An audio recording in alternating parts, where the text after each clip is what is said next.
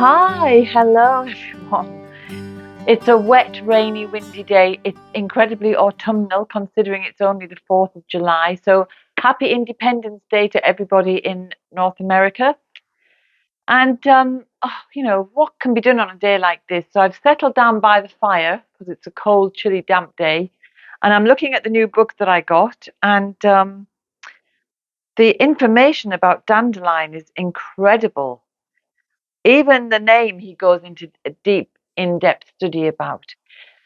But enough reading, because even though I can't really do anything outside, I'm going to be practical indoors. And reading about dandelion has prompted me to remember that I have a huge bottle of dandelion oil there. So I'm going to make a dandelion salve, which is very good for relieving the problems of arthritis. So I've done other videos about dandelions. You can have a look at them. I'll put a link up. I don't know which way it's going to come. But what I did here is I took dandelion flower heads, the beautiful golden flowers. I popped them into a jar and covered them with oil, left them for 6 weeks, and then I strained out the flowers. And so this is an oil which has been infusing dandelion. So it's dandelion infused oil. And I'm just going to make a really simple salve by mixing it with beeswax, and that's it really.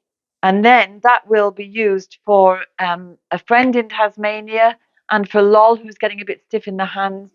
And it will just relieve that onset of arthritis and stiffness, because it's going to act as an inflammatory and cooling and soothing and pain relieving salve for those joints in the hand.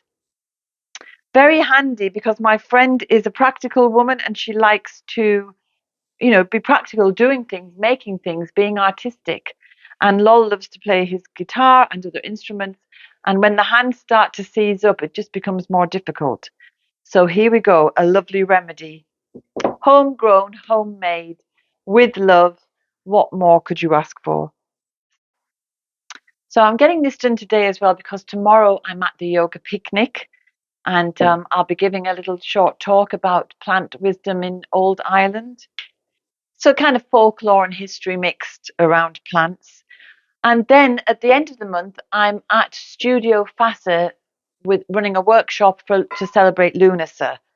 And I think, as I said before, it's just so important to keep these customs and ceremonies alive in our consciousness, because it just they remind us of who we are and where we came from. So let me see. I'll put all the details below anyway. All right, so I'm looking for 8 ounces.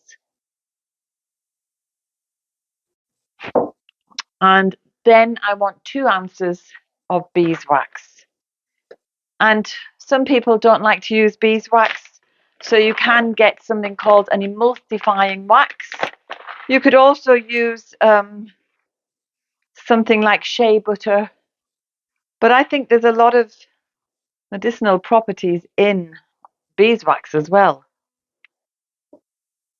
Okay. And so all we do then is put the beeswax into the oil. And then I'm going to just pop that into this pan of water that's already been boiling. So I'm not sure if everybody saw the video from a couple of weeks ago when I showed you a new purchase, which was an alembic still, because I want to distill plant waters. Everybody's familiar with lavender water and rose water, but I want to use plants. So I have had a practice run using Agnus castus berries, which is very nice. It's very unusual. but you can take it as part of your, your healing protocol. If you're using Agnus castus for balancing hormones as a tincture, you can also include the water into your cooking or just into your drinking water. So I'm going to have another practice run today now that I have the pump. And so please God, by next week, we'll be able to show you and tell you a lot more about it, because it is a fascinating thing. The whole medicinal aspect of it is kind of fallen into disuse over the centuries, but it would have been something that people would have done 400-500 years ago, or probably even before that. So I intend to use it to make healing medicinal waters, not just necessarily, floral waters for skincare. So please keep watching and you'll find out all about it. And it just opens up so many more avenues for healing. You're not just fixed into kind of the rigid tinctures and salves and teas. You can also explore a lot more.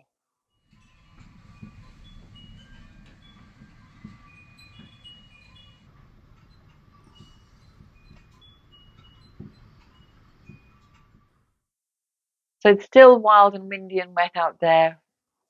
Alternate rain showers. Yeah, they're coming and going. And the poor dogs are so bored. They're absolutely fed up because they've been cooped up yesterday and today. So I'm going to have to venture out once this is done and just bring them for some exercise. I won't say a W word because then they'll think it's happening now.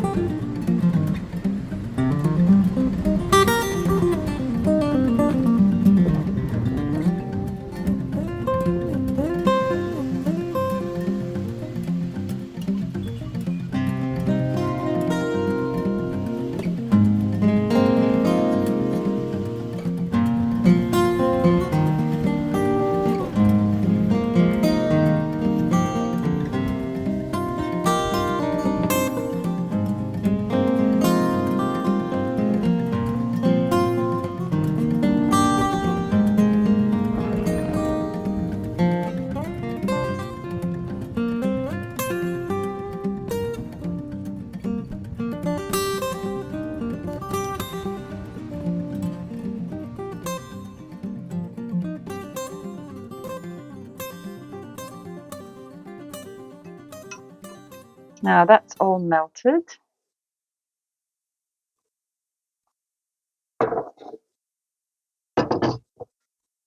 So arthritis is an inflammatory condition. When it comes on you as you're getting older, it's osteoarthritis. It's where the bones and the joints have been rubbing and wearing and tearing away, and it creates pain and swelling. So the dandelion flower heads are very good at relieving that inflammation that is caused, and therefore can release pain as well. But just to make it even more effective, I'm going to put in a few essential oils that are also anti-inflammatory and analgesic or pain relieving.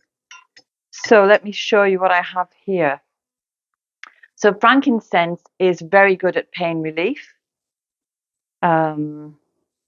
What's this one? Oh, that's frankincense. So this one must be wild rosemary. Wild rosemary is also pain relieving. And it's also a circulatory herb. So it's going to improve the circulation in the area. Because remember, whatever you put onto your skin, you're absorbing at least 60% into the bloodstream. I've also got some black pepper and I've got some ginger. There's lots of others. You could use eucalyptus.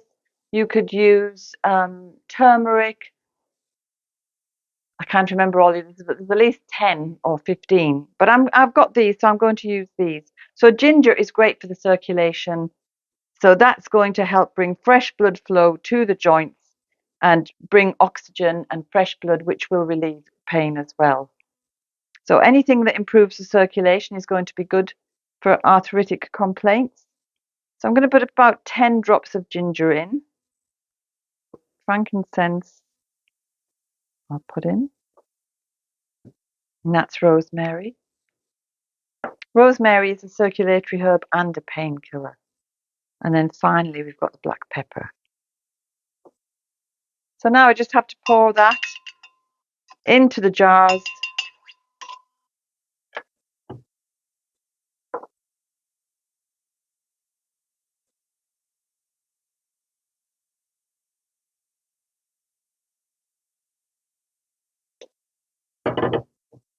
And when they're cool, they're ready. They just need to be labelled then and ready for use. And you just take a little smear, rub it across your hands and fingers, or if it's knees or hips, you can rub it wherever you like. You could put other things in there as well. You could put a pinch of cayenne pepper in. You could put lavender oil. And then you just use freely and liberally, and hopefully it will help. Of course, everyone's different. One thing might work for one person and it might not work for another person, but it's worth giving it a try because they're safe and pretty effective for most people. So I'm going to go back to my book, and I'm not promoting this for any purposes other than that I'm so enthusiastic about it. It's by Carl Elliott Goff, 7 Plants to Save the World. And it's about herbal medicine, but it's not telling you dandelion, use for this, use for that, use it for the other, nettle, take it for this, that, and the other. It's giving you a history of the plant, a history. Sometimes it goes into the etymology of the name of the plant, which is fascinating. And also some of the ways that you can use these plants. You know, if you're stepping outside of the industrial age we live in, where everything is just made of plastic, for example, you can use nettle for cloth. I'm only up to the 2nd chapter, which is dandelion, but it's already so interesting that I would really heartily recommend it, because even if you don't use plants for medicine, just knowing so much more about them is really, it's quite mind-blowing. It's quite eye-opening, and it's a very fascinating read. The subtitle is The Rise of the Weeds and an End to the Diseases of Civilization. So there you go.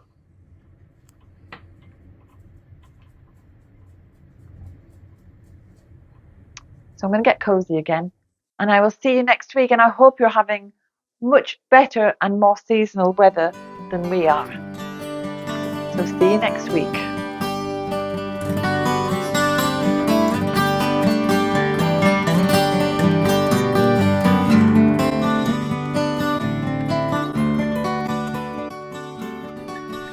I hope you enjoyed today's film. If you did, subscribe and hit the bell for notifications. And have a look at the website, danusirishherbgarden.com, for more information about us and about the herbal medicine courses I offer and the Wise Woman Way training. And if you go to the shop, you can find the books, the weed handbooks and other herbal goodies. And remember, we put a new film out every Sunday. So looking forward to seeing you next week.